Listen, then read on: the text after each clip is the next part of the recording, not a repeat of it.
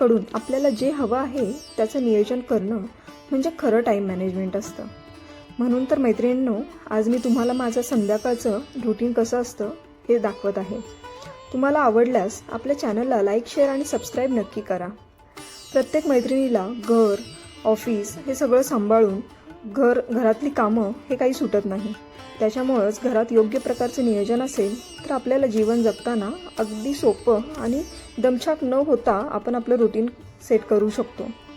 चला तर मग आज मी आपल्याला अशाच पद्धतीचं माझं रुटीन कसं असतं ते शेअर करते. आत्ता संध्याकाळचे 6 वाजलेले आहेत. तुमच्यासोबत चहा घेता घेता मनसोक्त गप्पा मारते. खरं तर प्रत्येकाला दिवसाचे 24 तास मिळतात. प्रत्येकजण हे 24 तास वेगवेगळ्या पद्धतीने वापरतो. शेवटी आयुष्य म्हणजे विशिष्ट वेळच तर असते. कर्तृत्व, कौटुंबिक सुख, मनोरंजन, मनःशांती, आर्थिक समृद्धी, कीर्ती, प्रसिद्धी आणि लोकप्रियता.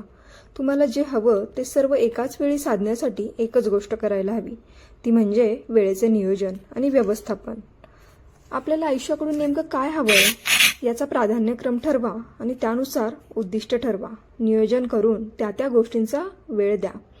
मग बघा सफलतेचं समाधान, तेज चेहऱ्यावर कसं दिमाखात झळकतं ते.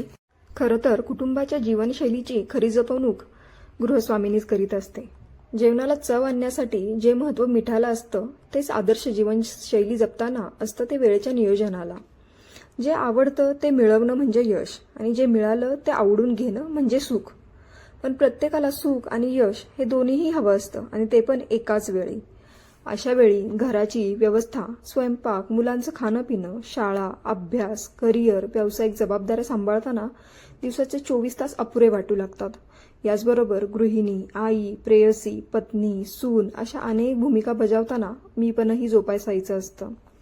याचा ताण मनावर आणि शरीरावर येतो. हे सगळं कसं जमवायचं, आदर्श जीवनशैली कशी विकसित करायची याचं उत्तर म्हणजे वेळेचं नियोजन आहे. आपण स्त्रिया नेहमी हार्डवर्क करण्याच्या भानगडीत पडतो, पण त्यापेक्षा जर आपण स्मार्ट वर्क केले तर आपली कामं लवकर पूर्ण होतात आणि आपल्याला वेळही अगदी स्वतःसाठी निवांत काढता येतो. खरं तर चांगल्या सवयी या इमानदार स्वामिनिष्ठ नोकरापेक्षा अधिक कामी पडणाऱ्या असतात. आता साधं उदाहरण घ्यायचं झालं तर आपल्या गृहिणीचंच घेते. एखादी गृहिणी स्वयंपाकघरात शिरते आणि तासाभरात चविष्ट स्वयंपाक तयार करते. कारण प्रथम कुकर लावणं, मग कणिक मळणं, मग भाजी चिरून फोडणीला टाकणं, कोशिंबीर किंवा इतर काही करणं, तोपर्यंत कुकर थंड झाला की आमटी, सार आणि मग सगळं हे टेबलावर मांडून गरमागरम चपात्या. आहे काय आणि नाही काय. सवयीमुळे तिचा सिक्वेन्स चुकत नाही आणि ताणही येत नाही आणि हे सगळं आनंदानं तरीही उत्तम आणि कमीत कमी वेळेत करताना तिला हे सवयीने जमत असतं. हे सवयीचं घरगुती ओळखीचं उदाहरण एवढ्यासाठी सांगितलं की ते लवकर समजेल. सवयीनं अवघड कामं देखील सहज आणि पटकन हातावेगळी होतात. इतकंच काय, पण विवेकनिष्ठ विचार करणं, योग्य निर्णय घेणं, सुखी आनंदी राहणं, त्याचप्रमाणे सारासार विचार करून एखादी समस्या विशिष्ट पद्धतीने सोडवणं, टाईम मॅनेजमेंट करणं, अशा अनेक गोष्टींची आपण स्वतःला सवय लावू शकतो. हां, सवय लागेपर्यंत थोडे कष्ट नक्कीच घ्यावे लागतील, पण नंतर सगळं आपोआप घडेल. एकंदरीत टाईम मॅनेजमेंट साधायची असेल तर सवयीला गुलाम बनवा. स्वतः वाईट सवयींचे गुलाम बनवू नका. पाहिलंत मैत्रिणींनो, तुमच्याशी गप्पा मारता मारता माझी कितीतरी झटपट कामं होऊन गेली.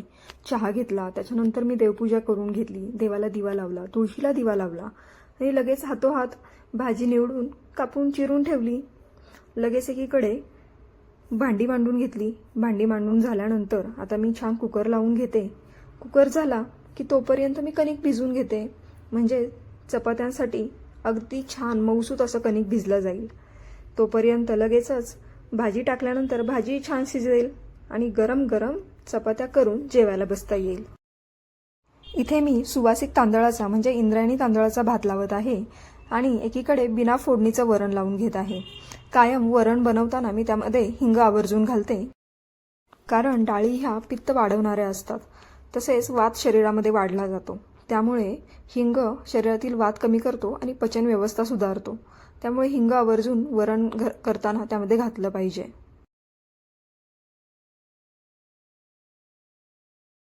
साधारण 20 ते 25 मिनिटांमध्ये आपला कुकर तयार होईल, म्हणजे वरण भात शिजून तयार होईल. तोपर्यंत इथे आपण भाजीला फोडणी घालून घेऊया. इथे मी आज बीन्सची भाजी म्हणजे श्रावणी घेवड्याची भाजी करतेय.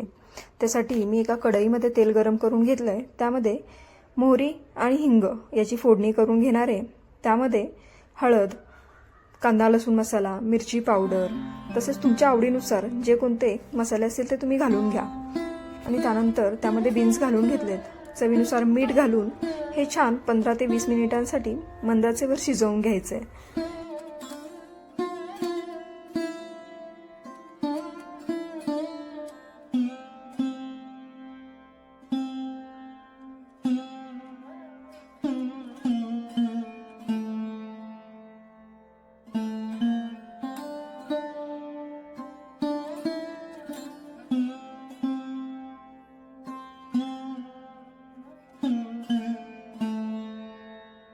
आता आपली भाजी शिजतीये तोपर्यंत आपण चपातीसाठी पीठ मळून घेऊया.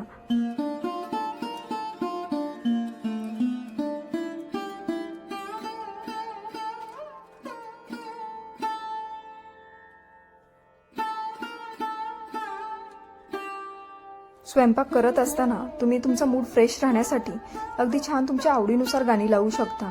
म्हणजे भक्तिगीते लावू शकता किंवा हिंदी, इंग्लिश, मराठी, भावगीतं, भक्तिगीतं अशी तुमच्या आवडीची हिंदी, जुन्या नवीन चित्रपटांमधली गाणी ऐकू शकता. कारण जेवढा आपला स्वयंपाक बनवताना मूड फ्रेश आणि आनंदी असतो तेवढाच तो आनंदीपणा आपल्या स्वयंपाकामध्ये उतरतो आणि आनंदाने जेवण बनवत असताना जेवण अतिशय पौष्टिक आणि रुचकर होते. त्याच्यामुळे कायम काळजी घ्या की स्वयंपाक बनवताना आपला मूड फ्रेश आणि आनंदी कसा राहील.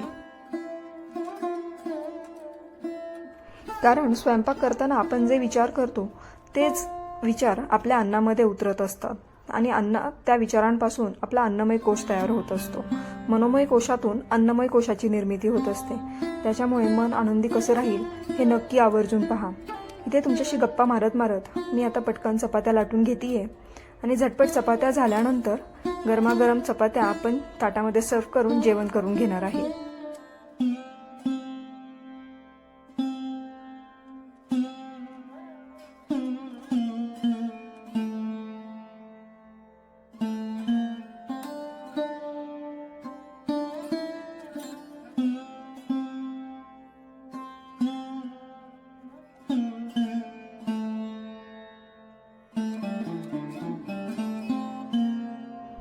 घडीची चपाती बनवताना आतून तेल आणि पीठ लावल्यानंतर ती चपाती फुलली नाही तरी पण त्याला छान पदर सुटतात आणि चपाती अतिशय मऊ आणि लुसलुशीत होते.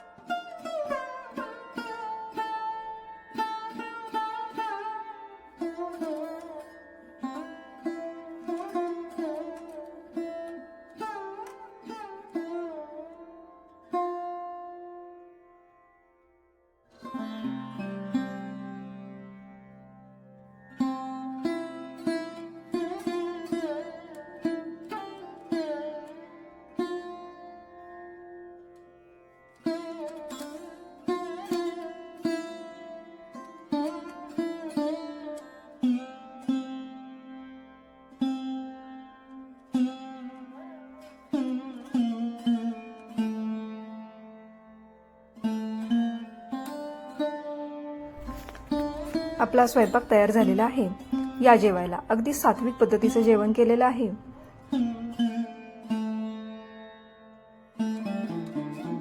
स्वयंपाक आणि जेवण झाल्यानंतर आपला किचन काही सासा दिसत आहे. आता मी झटपट तुमच्याशी गप्पा मारता मारता ही भांडी स्वच्छ करून घेते.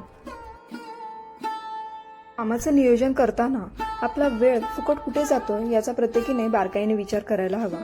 अगदी आपण टीव्ही किंवा मनोरंजन अशी साधनांमध्ये आपला जास्त वेळ जातो किंवा अनावश्यक मैत्रिणींसोबत गप्पा मारत बसलोय किंवा पार्ट्यांना जातोय किंवा आपल्या चुकीच्या सवयी या गोष्टींमुळे देखील आपला वेळ अगदी फुकट जात असतो.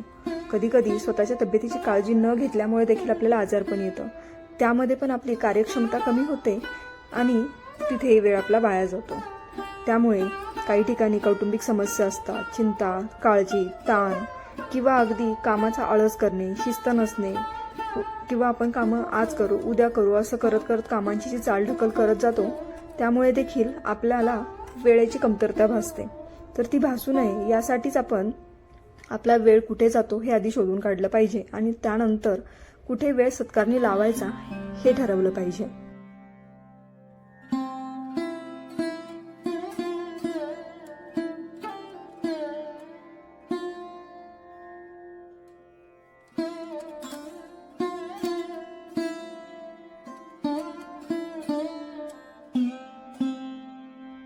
इथे आपला किचन अगदी स्वच्छ झालेला आहे.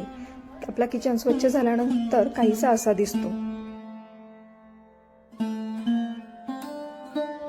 आता 8:30 वाजत आहे, म्हणजे साधारण 2.5 तासांमध्ये आपला स्वयंपाक, जेवण, भांडी, किचन आवरून अशी सगळी कामं पूर्ण झालेली आहेत. आता यापुढचं सर्वात महत्त्वाचं काम म्हणजे ड्रेस चेंज करून फ्रेश होऊन पुस्तक वाचणे. अगदी रोज झोपण्याच्या आधी मी 10 मिनिटं तरी पुस्तक वाचते, त्याशिवाय मी झोपत नाही. कारण पुस्तकं हीच आपल्याला नवचेतना आणि क्रिएटिव्हनेस हे दोन्ही देण्याचं काम करत असतात. तुम्हाला आपला ब्लॉग कसा वाटला हे कमेंट करून नक्की कळवा. व्हिडिओ आवडल्यास आपल्या चॅनलला लाईक, शेअर आणि सबस्क्राईब नक्की करा.